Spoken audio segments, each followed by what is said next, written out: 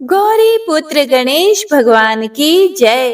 बोलिए सूर्य देव भगवान की जय। हे प्रिय भक्तों, रविवार के दिन व्रत करने से जीवन में सुख समृद्धि आती है और मनोकामनाएं पूर्ण होती हैं। तो आइए सुनते हैं सूर्य देव भगवान की कथा। सबसे पहले सूर्य भगवान की कथा का रसपान करते हैं, उसके बाद आदित्य हृदय स्तोत्र का श्रवण करेंगे। एक बुढ़िया थी।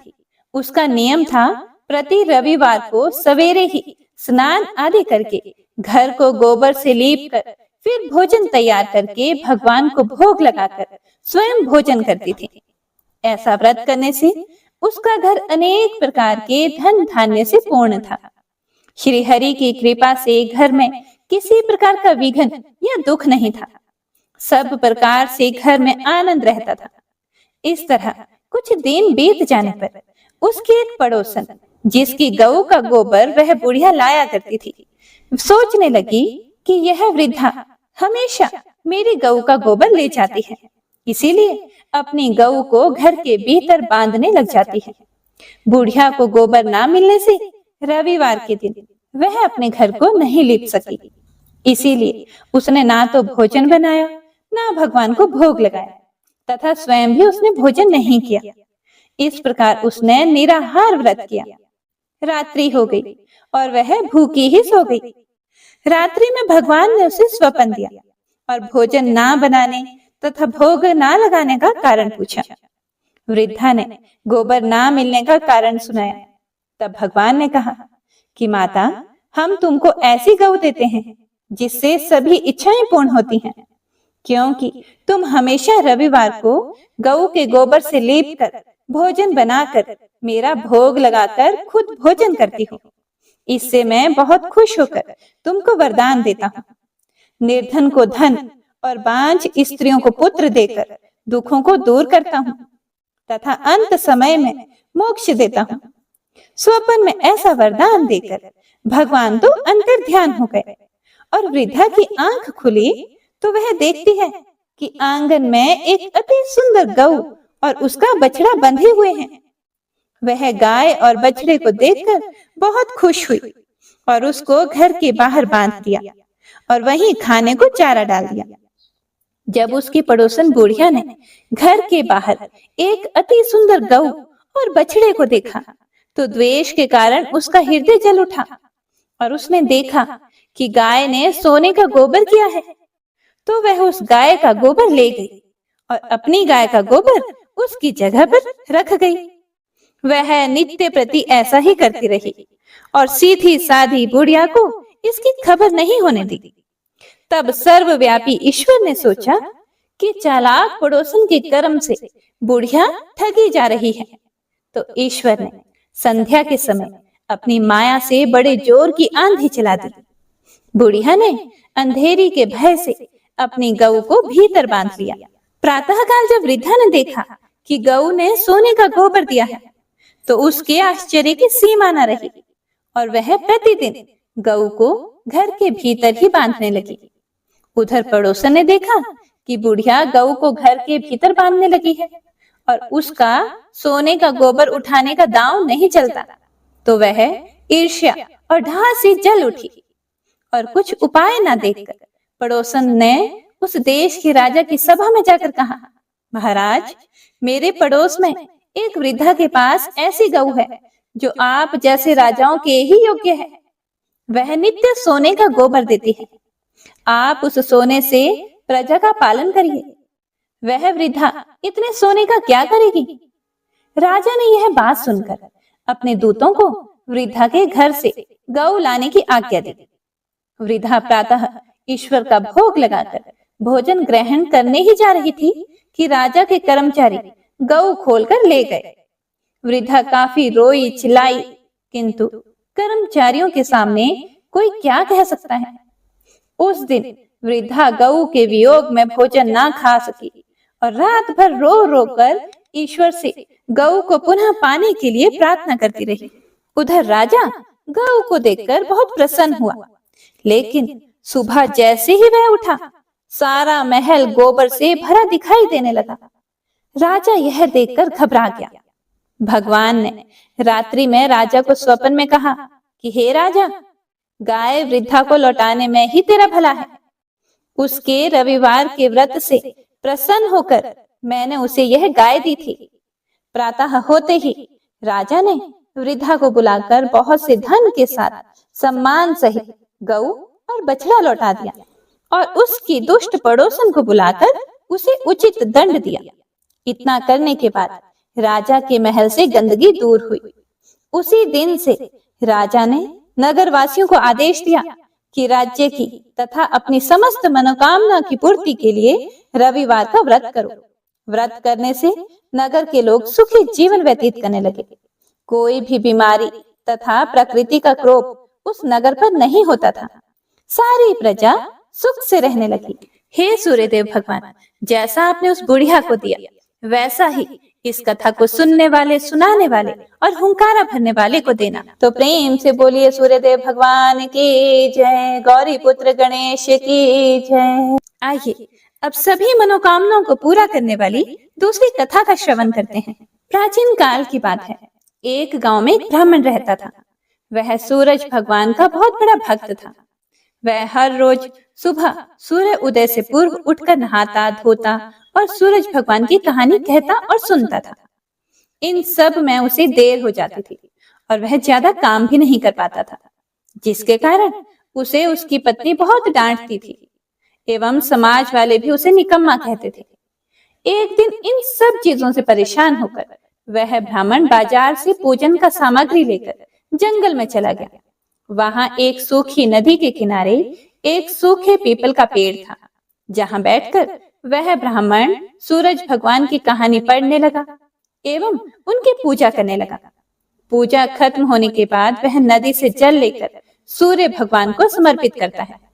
जैसे ही उसके द्वारा चढ़ाया गया जल नदी और पीपल के पेड़ पर गिरता है, वैसे ही नदी साफ पानी से भर जाती है और पीपल का पेड़ हरा भरा हो जाता है। तभी सूर्य भगवान उस नदी के जल में प्रकट होकर कहते हैं, हे ब्राह्मण, मांग क्या मांगता है। ब्राह्मण ने ये सुनकर सोचा कि कहीं ये आवाज भूत प्रेत की तो नहीं। तब वह घर जाकर यह सारी बात अपनी पत्नी को बताता है। तब उसकी पत्नी समझ जाती है कि सूरज भगवान ने इन्हें दर्शन दे दिया है। ब्राह्मण की पत्नी उसे समझाती है और कहती है, सूर्य भगवान आपसे प्रसन्न होकर आपको वरदान देना चाहते हैं। तब ब्राह्मण अपनी पत्नी से कहता है, वरदान में क्या मांगूं बताओ। उसकी पत्नी कहती है, कम शब्दों में जितना हो सके मांग लो। और ब्राह्मण को सूर्य भगवान से यह मांगने को कहती है कि अपने महल के अंदर सोने के पालने में परपोतों को दासियों द्वारा खिलाते अपनी आंखों से देख पाऊं। अगले ही दिन जब वह जंगल जाता है और सूरज भगवान की कहानी और आराधना करता है, तभी सूर्य देव भगवान फिर से प्रकट होकर ब्राह्मण से वरदान मांगने को कहते हैं। तब ब्राह्मण अपनी पत्नी के द्वारा बताए गए शब्दों को सूर्य भगवान को कहता है। तब सूरज भगवान ने यह सुनकर कहा, दिखने में तो तू बहुत भोला भाला लगता है, पर एक ही बार में सब मांग लिया। सूरज भगवान ने कहा, जा, तेरी इच्छा पूरी होगी। ब्राह्मण जब जंगल से वापस अपने घर जाता है तो देखता है कि उसकी टूटी हुई झोंपड़ी महल बन गई है और उस महल में दास दासियां आ जा रहे हैं। ब्राह्मण ने पास में बैठी हुई एक बूढ़ी महिला से पूछा कि यहाँ तो मेरी झोंपड़ी हुआ करती थी। उसी समय महल की खिड़की से एक सुंदर सी महिला गहनों और सुंदर कपड़ों से लदी हुई बाहर आई और ब्राह्मण से आकर बोली, आ जाओ, यह अपना ही घर है। सूरज भगवान ने तुम्हारी मनोकामना पूर्ण कर दी है। इतना धन देखकर ब्राह्मण ने उस महिला से कहा, इतने धन का हम क्या करेंगे। तभी उसकी पत्नी ने कहा, धन से क्या नहीं होता है, दान पुण्य यज्ञ होम करेंगे। फिर ब्राह्मण ने अपने धन का इस्तेमाल पूजा पाठ एवं पुण्य कार्यों में किया। अब सभी गांव वाले राजा की जगह उस ब्राह्मण का गुणगान करने लगे।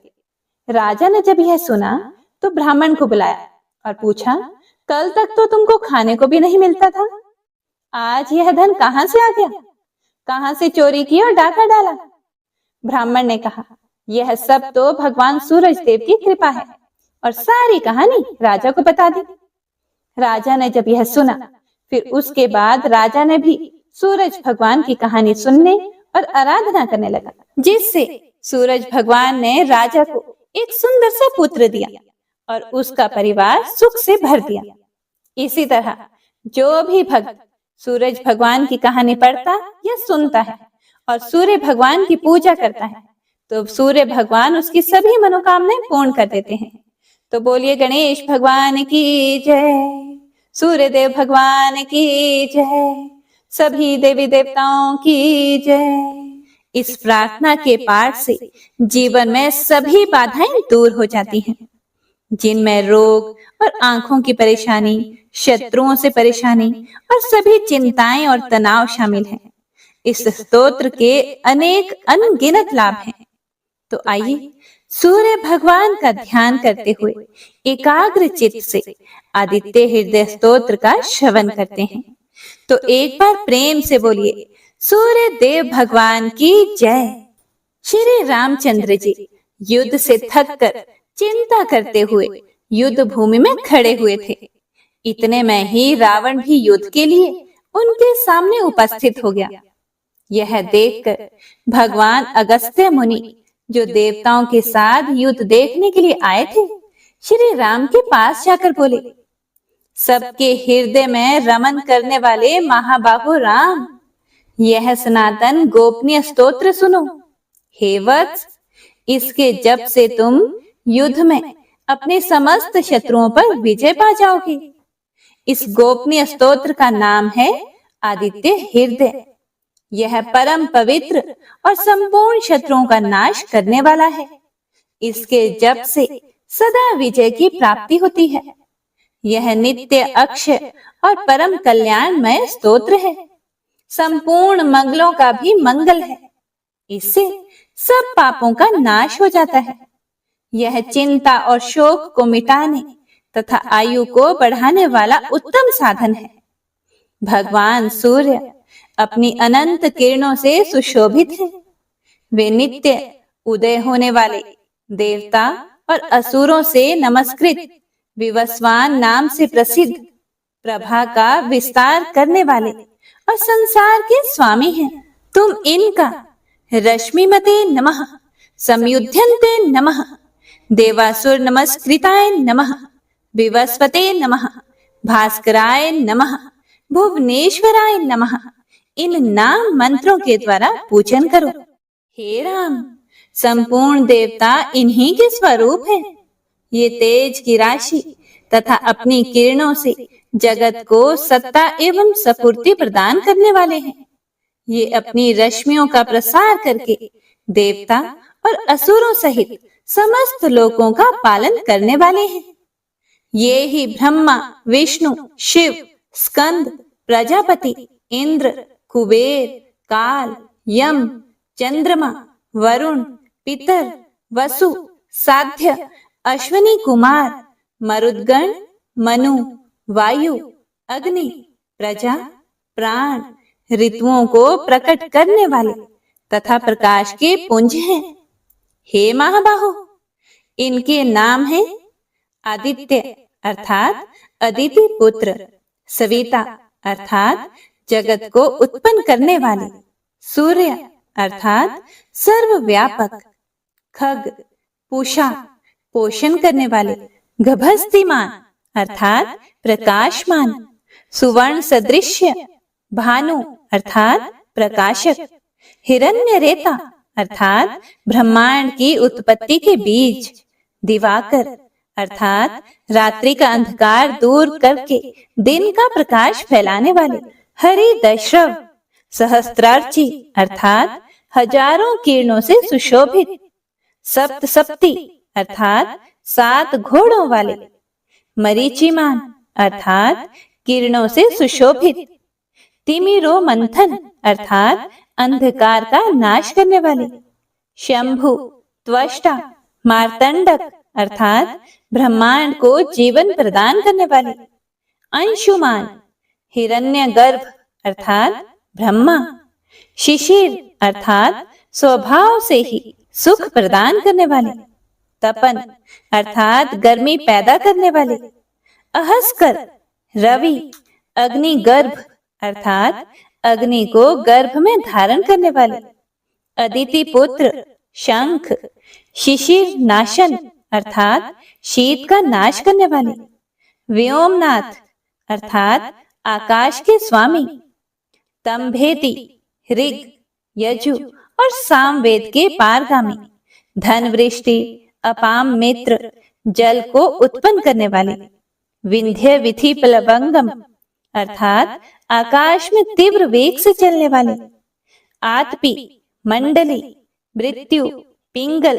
अर्थात भूरे रंग वाले, सर्वतापन अर्थात सबको ताप देने वाले, कवि, विश्व, महातेजस्वी, रक्त, सर्व भवोद्भव अर्थात सबकी उत्पत्ति के कारण, नक्षत्र, ग्रह और तारों के स्वामी, विश्व भावन अर्थात जगत की रक्षा करने वाले, तेजस्वियों में भी अति तेजस्वी और द्वादशात्मा है। इन सभी नामों से प्रसिद्ध सूर्य देव आपको नमस्कार है। पूर्व गिरि उद्याचल तथा पश्चिम गिरि अस्ताचल के रूप में आपको नमस्कार है। ज्योतिर्गणों अर्थात ग्रहों और तारों के स्वामी तथा दिन के अधिपति आपको प्रणाम है। आप जय स्वरूप तथा विजय और कल्याण के दाता हैं। आपके रथ में हरे रंग के घोड़े जूते रहते हैं। आपको बारंबार नमस्कार है। सहस्त्रों किरणों से सुशोभित भगवान सूर्य आपको बारंबार प्रणाम है। आप अदिति के पुत्र होने के कारण आदित्य नाम से भी प्रसिद्ध हैं। आपको नमस्कार है। उग्र, वीर और सारंग सूर्य देव को नमस्कार है। कमलों को विकसित करने वाले प्रचंड तेजधारी मार्तंड को प्रणाम है। आप ब्रह्मा, शिव और विष्णु के भी स्वामी हैं। सूर्य आपकी संज्ञा है। यह सूर्य मंडल आपका ही तेज है। आप प्रकाश से परिपूर्ण हैं। सबको स्वाहा कर देने वाली अग्नि आपका ही स्वरूप है। आप रौद्र रूप धारण करने वाले हैं। आपको नमस्कार है। आप अज्ञान और अंधकार के नाशक, जड़ता एवं शीत के निवारक तथा शत्रु का नाश करने वाले हैं। आपका स्वरूप अप्रमेय है। आप कृतघ्नों का नाश करने वाले संपूर्ण ज्योतियों के स्वामी और देव स्वरूप है। आपको नमस्कार है। आपकी प्रभा तपाए हुए स्वर्ण के समान है। आप हरि और विश्वकर्मा हैं। तम के नाशक, प्रकाश स्वरूप और जगत के साक्षी हैं। आपको नमस्कार है। हे रघुनंदन, ये भगवान सूर्य ही संपूर्ण भूतों का संहार, सृष्टि और पालन करते हैं। ये अपनी किरणों से गर्मी पहुंचाते हैं और वर्षा करते हैं। ये सब भूतों में अंतर्यामी रूप से स्थित होकर उनके सो जाने पर भी जागते रहते हैं।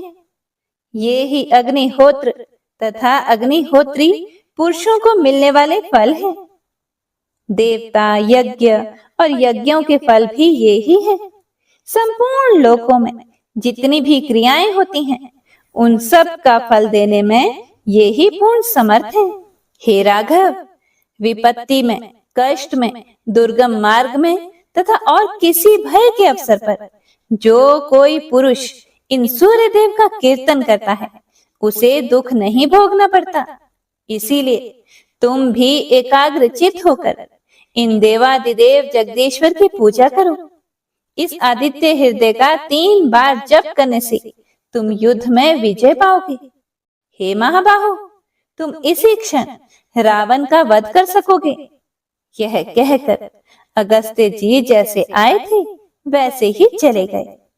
उनका उपदेश सुनकर महातेजस्वी श्री रामचंद्र जी का शोक दूर हो गया।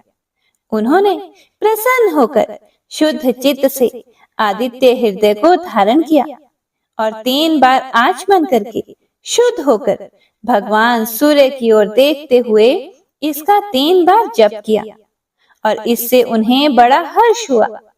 फिर परम पराक्रमी रघुनाथ जी ने धनुष उठाकर रावण की ओर देखा और उत्साह पूर्वक विजय पाने के लिए वे आगे बढ़े। उन्होंने पूरा प्रयत्न करके रावण के वध का निश्चय किया। उस समय देवताओं के मध्य में खड़े हुए भगवान सूर्य देव ने प्रसन्न होकर श्री रामचंद्र जी की ओर देखा और निशाचर राज रावण के विनाश का समय निकट जानकर हर्ष पूर्वक कहा, हे रघुनंदन, अब जल्दी करो और इस राक्षस राज रावण का अंत करके पृथ्वी को पाप से मुक्त करो। इस प्रकार भगवान सूर्य की प्रशंसा में कहा गया और वाल्मीकि रामायण की युद्ध कांड में वर्णित यह आदित्य हृदय में मंत्र संपन्न होता है। तो प्रेम से बोलिए श्री रामचंद्र भगवान की जय, सूर्य देव भगवान की जय। आइए अब जो गणेश जी की यह कहानी आपको सुनाने जा रही हूँ, इसे हर व्रत कथा में जरूर सुनना चाहिए। एक गांव में एक डोकरी रहती थी, मतलब कि एक वृद्ध औरत रहती थी। उसकी बहू थोड़ी सी पागल जैसी, बावली जैसी रहती थी। उसे भूख बिल्कुल भी सहन नहीं होती थी। वह रोज सुबह उठकर सबसे पहले खाना खाती थी, फिर दूसरे काम करती थी, जैसे झाड़ू वगैरह जो भी घर के काम होते हैं। एक दिन उनके यहाँ पूजा होनी थी और पूजा के लिए खाना बनाना था। तो वृद्धा ने सोचा कि यह तो सुबह उठकर सबसे पहले खाऊं खाऊं करेगी और सारा खाना जूठा कर देगी। तो वृद्धा ने एक उपाय सोचा।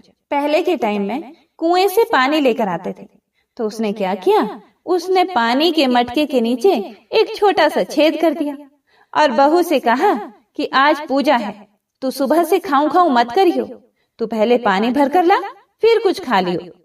बहू ने सास से कहा कि ठीक है माँ, और वह पानी भरने के लिए चली गई। बहू भी थोड़ी सी समझदार तो थी, उसने देख लिया था पहले ही कि सासू जी ने मटके में छेद कर दिया है।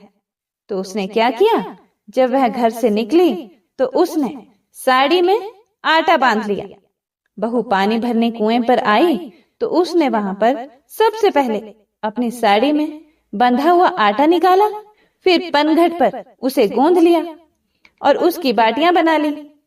वहीं गांव में पास में ही कुआं था, वहीं पास में शमशान भी था। वहां एक मुर्दा जलाया जा रहा था, तो उसकी आंच में उसने वह बाटियां सेक ली। और पास में ही एक गणेश जी का मंदिर था। मंदिर में किसी ने गणेश जी को चोला चढ़ाया था, तो गणेश जी की तोंद में घी लगा हुआ था। उसने उस घी से बाटियां चौपड़कर एक बाटी का भोग गणेश जी को लगाकर उसने वह बाटियां खा ली। उसके बाद उसने आराम से पानी भरा और फिर वह आराम से अपने घर चली गई। इधर गणेश जी ने क्रोधित होते हुए नाक पर उंगली चढ़ा ली। फिर उसके बाद कोई उधर से निकला तो उसने देखा कि गणेश जी ने नाक पर उंगली चढ़ा रखी है। तो उसने गांव में जाकर सबसे कह दिया कि गणेश जी ने नाक पर उंगली चढ़ा ली। अब गणेश जी की नाक से उंगली उतारने के लिए सब प्रयास करने लगे। कोई गणेश जी के पाठ करने लग गया, कोई हवन कर रहा था, कोई जाप करने लग गया ताकि गणेश जी की नाक पर से उंगली हटा ले। पर गणेश जी ने नाक पर से उंगली नहीं हटाई। अब यह बात धीरे धीरे राजा तक पहुंच गई कि गणेश जी ने नाक पर उंगली चढ़ा ली है। राजा ने बड़े बड़े पंडित और ज्योतिष बुलवाए। उन्होंने पंचांग देख लिए, सब कुछ कर लिया, पर वह भी गणेश जी की नाक से उंगली नहीं हटा पाए। अब राजा ने पूरे राज्य में मुनादी करवा दी कि जो भी गणेश जी की नाक पर से उंगली हटवाएगा उसे 5 गांव की जागीर दे दी जाएगी। अब राज्य में सभी लोग अपनी अपनी तरफ से प्रयास करने लग गए। गणेश जी ने फिर भी नाक से उंगली नहीं हटाई। सब थक हार गए। आखिर में डोकरी की बहू बोली कि माँ साहब, आप कहो तो मैं गणेश जी की नाक से उंगली हटा सकती हूँ। तो वृद्धा हंसने लगी कि बड़े बड़े पंडित और ज्योतिष गणेश जी की नाक से उंगली नहीं हटा पाए, तू हटा देगी? बावली, तू कैसे हटा देगी? तभी एक आदमी ने कहा कि एक बार इसे भी मौका दे दो, इसको भी प्रयास करने दो, इसको भी देखने दो, हो सकता है कि यह गणेश जी की नाक पर से उंगली हटा दे। फिर उन्होंने कह दिया कि चलो तू भी कर ले, एक बार कोशिश कर ले। बहू ने कहा, पर मेरी एक शर्त है कि मेरे घर से गणेश जी के मंदिर तक एक बड़ा पर्दा लगाया जाए। तो लोगों ने कहा ठीक है, और घर से मंदिर तक पर्दा लगवा दिया गया। तो उसके घर से लेकर मंदिर तक पर्दा लग गया।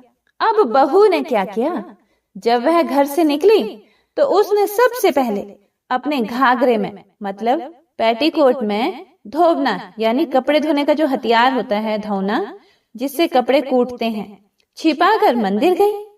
मंदिर में ढोबना निकालकर गणेश जी से बोली, कारे कारे गणेशिया, आटो लाई म्हारे घर से, पनघट पर आटो ओसन के ऊनी की बाटियां बनाई, मरिया मुर्दा की आग से उन्हें सेकी, थारी तोंद में से जरा सो घी ले लियो तो तूने नाक पर उंगली चढ़ा ली। नाक पे से उंगली हटा रही हो कि नहीं, नहीं तो दूं एक धौनारी, अभी थारा टुकड़ा टुकड़ा हो जाएगा। बहू की बात सुनकर गणेश जी डर गए। उन्होंने सोचा कि ये तो बावली है, सही में मार देगी तो क्या करूंगा, इसका तो कोई भरोसा नहीं है, सच में ही मार देगी। और गणेश जी ने फट से नाक पर से उंगली हटा ली। अब तो पूरे गांव में डोकरी की बहू की जय जयकार होने लगी कि डोकरी की बहू ने गणेश जी के नाक से उंगली हटवा दी। राजा ने अपने आदेशानुसार 5 गांव जागीर में दिए। हे गणेश जी महाराज, जैसे उस डोकरी की बहू को दिया वैसे सबको देना। कथा को सुनने वाले, सुनाने वाले और हुंकारा भरने वाले सबको देना। कथा अधूरी हो तो पूरी करना, पूरी हो तो मान करना। तो प्रेम से बोलिए गणपति महाराज की जय। हे प्रिय भक्तों, तो यह थी आज की कथा। उम्मीद करती हूँ आपको पसंद आई होगी। पसंद आई हो तो लाइक और कमेंट शेयर जरूर कीजिएगा। हमारे चैनल पर चैत्र मास की महात्म्य कथाएं सुनाई जा रही हैं, तो आप सभी भक्तजन एक बार उन कथाओं का रसपान जरूर कीजिएगा और पुण्य फल प्राप्त कीजिएगा।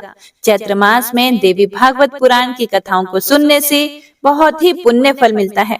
तो आप सभी भक्तजन एक बार जरूर ही इन कथाओं का आस्वादन कीजिएगा। तो मिलते हैं अगली कथा के साथ। तो सभी भक्तजन एक बार प्रेम से बोलिए सूर्य देव भगवान की जय।